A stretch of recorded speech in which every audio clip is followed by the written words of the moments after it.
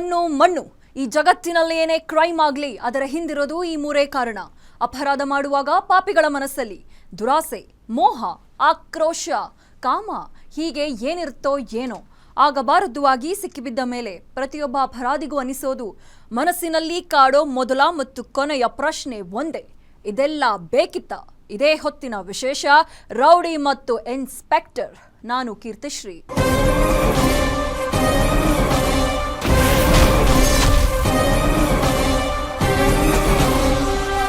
ಇತ್ತೀಚಿನ ದಿನಗಳಲ್ಲಿ ಜೈಲುಗಳಲ್ಲಿ rowdy ಶೀಟರ್ಗಳು birthday celebration ಮಾಡೋ ಸುದ್ದಿ ಭಾರಿ ಸದ್ದು ಮಾಡ್ತಿದೆ. ಇದರ ನಡುವೆ ಪೊಲೀಸ್ ಇನ್ಸ್ಪೆಕ್ಟರ್ ಒಬ್ಬರು ರೌಡಿ ಶೀಟರ್ ಜೊತೆಗೆ ಶಟಲ್ ಬ್ಯಾಡ್ಮಿಂಟನ್ ಆಡಿದ್ದಾರೆ.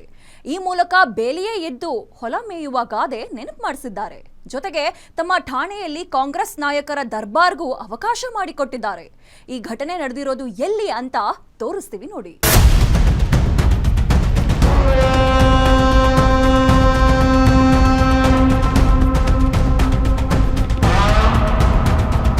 ನೀವು ನೋಡಿದ ಸಿಸಿ ಕ್ಯಾಮೆರಾ ದೃಶ್ಯಾವಳಿಗಳು ಯಾದಗಿರಿ ಜಿಲ್ಲೆ ಸುರಪುರ ತಾಲೂಕಿನ ನಾರಾಯಣಪುರ ಪೊಲೀಸ್ ಠಾಣೆಯದ್ದು.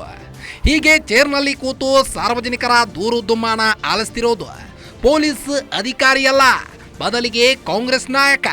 ಇದಕ್ಕೆ ಕಾರಣ ಈ ಫೋಟೋದಲ್ಲಿರೋ ರಾಜಶೇಖರ್ ಅನ್ನೋ PSI ಅಂದ್ರೆ ನೀವು ನಂಬಲೇಬೇಕು. ನಿಮಗೆ ಇನ್ನೂ ಒಂದು ವಿಡಿಯೋ ತೋರಿಸ್ತೀವಿ, ನೋಡ್ಕೊಂಡು ಬಂದುಬಿಡಿ.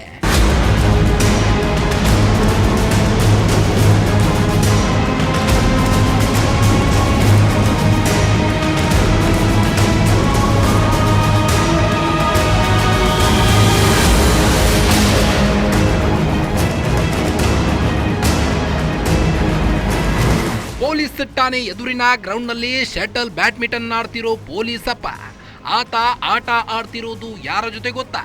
ಈತನೇ ನೋಡಿ ಆತ. ಹೆಸರು ನಾಗರಾಜ್ ಜೋಗೂರ್ ಅಂತ. ನಾರಾಯಣಪುರದ SC/ST ಹಾಸ್ಟೆಲ್ನಲ್ಲಿ ಅಡುಗೆ ಸಹಾಯಕ ಕೆಲಸ ಮಾಡಿಕೊಂಡಿದ್ದ. ಇಷ್ಟೇ ಆಗಿದ್ರೆ ಪರವಾಗಿಲ್ಲ, ಆದ್ರೆ ಈತ ಇದೇ ಠಾಣೆಯಲ್ಲಿ ರೌಡಿ ಶೀಟರ್ ಕೂಡ ಆಗಿದ್ದಾನೆ. ಇಂಥವರಿಗೆ ಬುದ್ಧಿ ಕಲಿಸೋದು ಬಿಟ್ಟು ಅವರ ಜೊತೆಗೆ ಪೊಲೀಸಪ್ಪ ಬ್ಯಾಡ್ಮಿಂಟನ್ ಆಡ್ತಿರೋದು ಜನರ ಆಕ್ರೋಶಕ್ಕೆ. ರೌಡಿ ಶೀಟರ್ ಜೊತೆಗೆ SI birthday celebration. Rowdy police ಕೂಚಿಕು ಕೂಚಿಕು, ಜನರಿಗೆ ಕಿರಿಕು. ಹೆಸರು ರಾಜಶೇಖರ್. ಕಳೆದೊಂದು ವರ್ಷದಿಂದ ಯಾದಗಿರಿ ಜಿಲ್ಲೆ ಸುರಪುರ ತಾಲೂಕಿನ ಗೋಗಿ ನಾರಾಯಣಪುರ ಠಾಣೆ ಸಬ್ ಇನ್ಸ್ಪೆಕ್ಟರ್ ಆಗಿದ್ದ. ಇದೇ ಠಾಣೆಯಲ್ಲಿ ನಾಗರಾಜ್ ಜೋಗೂರ್ ರೌಡಿ ಶೀಟರ್ ಆಗಿದ್ದ. 2014ರಲ್ಲಿ ಈತನ ವಿರುದ್ಧ ರೌಡಿ ಶೀಟರ್ ಓಪನ್ ಆಗಿತ್ತು. ಈತ ಆರಂಭದಿಂದಲೂ ಪೊಲೀಸರ ಜೊತೆ ನಂಟು ಹೊಂದಿದ್ದ ಅಂತ ಗೊತ್ತಾಗಿದೆ.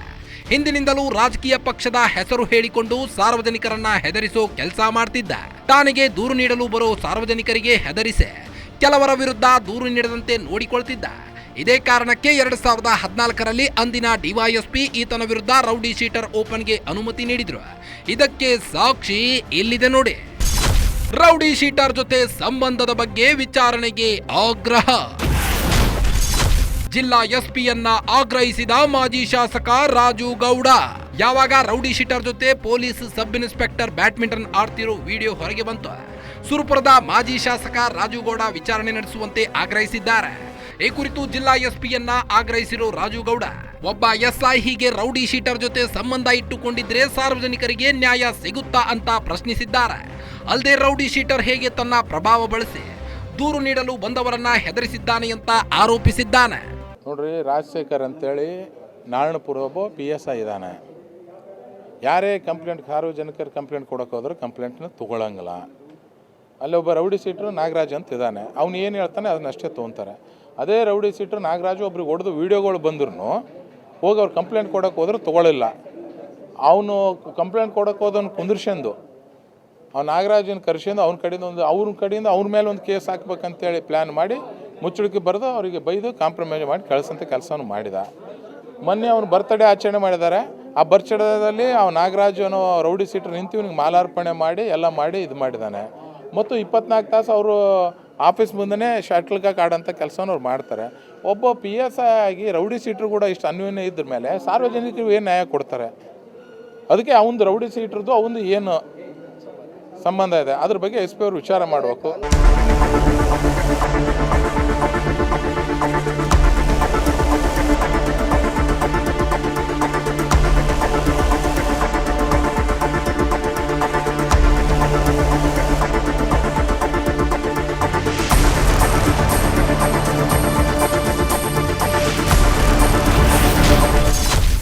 ಪೊಲೀಸ್ ಠಾಣೆಯಲ್ಲಿ ಕಾಂಗ್ರೆಸ್ ನಾಯಕನ ದರ್ಬಾರ್. ಸಬ್ ಇನ್ಸ್ಪೆಕ್ಟರ್ ಕುರ್ಚಿಯ ದುರ್ಬಳಕೆ ಸರಿಯಾ? ಈ ರಾಜಶೇಖರ್ ಕೇವಲ ರೌಡಿ ಶೀಟರ್ ಸಂಬಂಧ ಮಾತ್ರ ಬೆಳೆಸಿರಲಿಲ್ಲ. ಸ್ಥಳೀಯ ಕಾಂಗ್ರೆಸ್ ಲೀಡರ್ ರಾಮ್ ನಾಯಕ್ ಎಂಬಾತ ಪೊಲೀಸ್ ಠಾಣೆಯನ್ನೇ ಸೆಟಲ್ಮೆಂಟ್ ಅಡ್ಡೆ ಮಾಡಿಕೊಂಡಿರೋ ಆರೋಪ ಕೇಳಿಬಂದಿದೆ. ರಾಮ್ ನಾಯಕ್ ಸೆಟಲ್ಮೆಂಟ್ ಮಾಡೋ ದೃಶ್ಯಗಳು ಠಾಣೆಯಲ್ಲಿನ ಸಿಸಿ ಕ್ಯಾಮೆರಾದಲ್ಲಿ ಸೆರೆಯಾಗಿದೆ. ಸಿಸಿ ಕ್ಯಾಮೆರಾದಲ್ಲಿ ಸೆರೆಯಾದ ದೃಶ್ಯಗಳು ವೈರಲ್ ಆಗ್ತಿದ್ದಂತೆ ಸಾರ್ವಜನಿಕರು ಆಕ್ರೋಶವನ್ನ ಹೊರಹಾಕಿದ್ದಾರೆ.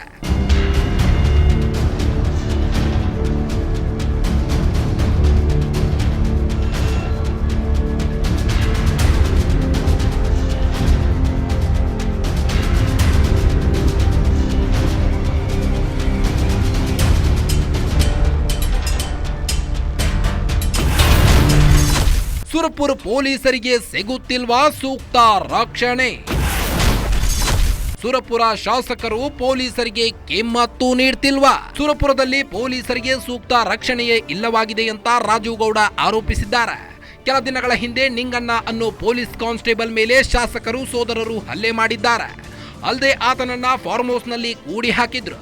ಕೊನೆಗೆ ಹಿರಿಯ ಅಧಿಕಾರಿಯೊಬ್ಬರು ಶಾಸಕರಿಗೆ ಕೈ ಮುಗಿದು ಆತನನ್ನ ಬಿಡಿಸಿಕೊಂಡು ಬಂದಿದ್ರು. ಹೀಗಾಗಿ ಎಸ್ಪಿ ಸುಮೋಟೋ ಕೇಸ್ ದಾಖಲಿಸಿ ನಿಂಗಣ್ಣ ವಿಚಾರಣೆ ನಡೆಸಲಿ ಅಂತ ಆಗ್ರಹಿಸಿದ್ದಾರೆ.